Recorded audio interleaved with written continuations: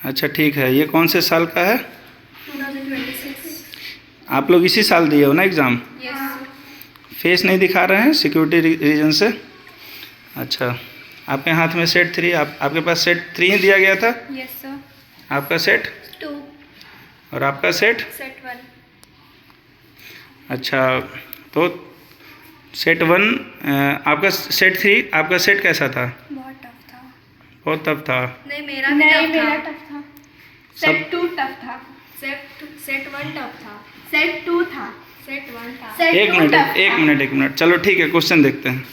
पीछे पलटो सर। एक मिनट, इसका ये क्वेश्चन है, तुम एक पेज और पलटो, तुम भी पलटो पेज। अच्छा, एक क्वेश्चन सेम है, तीनों केस बेस्ड क्वेश्चन है, यस सर। तीनों क्वेश्चन सेम है। Yes sir. चलो आप दूसरा पेज पलटो तो।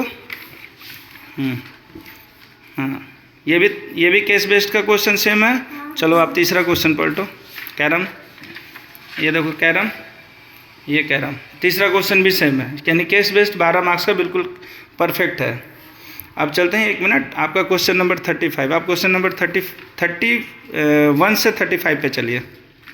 ठीक है, आपका क्या है? 30 काइट, आपके पास भी काइट है और आपके पास भी 32 नंबर पे काइट है। ठीक है, और find the mean and mode of the following data, find the mean and the mode of the following data, find the mean and mode of the following data. ठीक है, देखिए ध्यान से। उसके बाद आपका, हाँ पीछे पलटिए। हाँ, ये सर्कल वाला क्वेश्चन है, आपका आगे में होगा। आपका सेट कौन सा है? सेट 1। आपका सेट कौन सा है? आपका सेट कौन सा है? सेट 3। हाँ सेम है। उसके बाद और कौन सा क्वेश्चन है? A person 5400 for his expenses. देखिए तो आप में है। हाँ, a person 5400 on tour has 5400, और इसमें भी है। ठीक है, तो आगे बढ़िए, मतलब कि 5 नंबर वाले भी सब सेम है ना? सेक्शन डी भी सेम है। सेक्शन डी भी सेम है। चलिए सेक्शन सी में चलते हैं। कैसा क्वेश्चन है?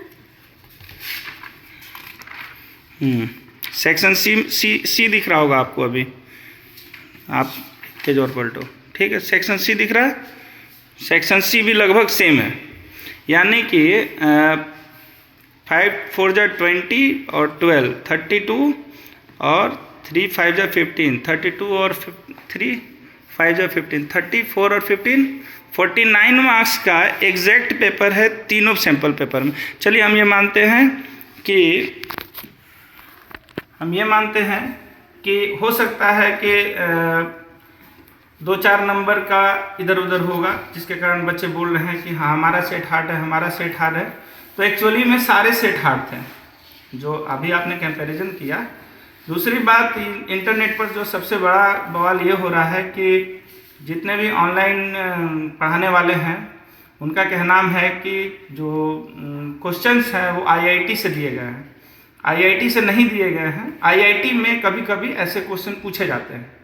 ठीक है, तो अब मान लीजिए सीबीएसई अगर अपना लेवल बढ़ाया है तो ये बहुत अच्छी बात है कि अच्छे बच्चों का चयन होगा, कि हाँ अगर कोई बच्चा 95 96 ला रहा है इसका मतलब वो बढ़िया स्टैंडर्ड का बच्चा है। इवन ये जो क्वेश्चन पेपर आया है, according to my point of view, अगर वो बच्चा 50+ क्रॉस कर रहा है तो वो बच्चा बहुत अच्छा माना जाएगा, और अगर बच्चा 40+ ला रहा है तो भी वो अच्छा बच्चा है कि उसका मैथ अच्छा है।